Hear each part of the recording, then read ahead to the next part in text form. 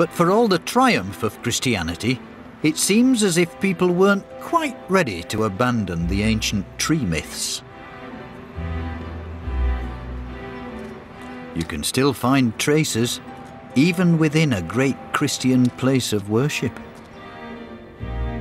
In Sheffield Cathedral is a collection of faces merged with foliage. The infamous Green Man. And they were obviously a favourite form for woodcarvers.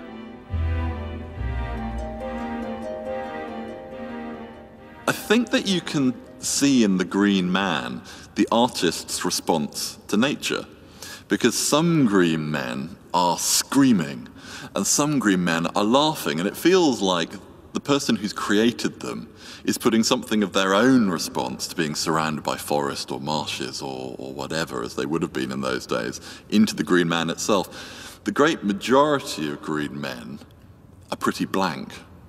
It's almost as if they've become trees themselves.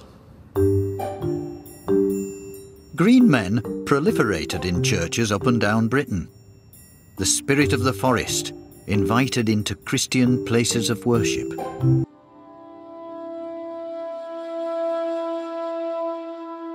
While the Green Man was generally seen as being passive and benign, he did have a more violent brother,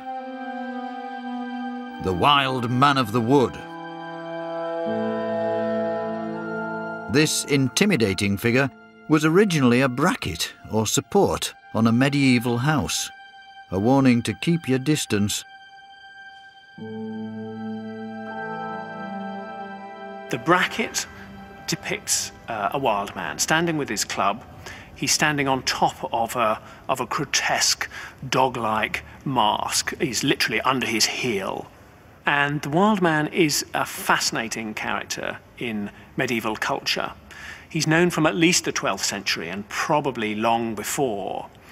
And he is a symbol of strength, of virility. That's very clearly emphasized by this enormous phallic club that he's holding. He's a symbol of unreasonable urges. He symbolizes, too, the natural life force that is running through trees. And it's particularly fascinating to remember that a bracket like this would have been carved from green or unseasoned timber. So, as it were, the life force in the timber has been converted into this wonderful figure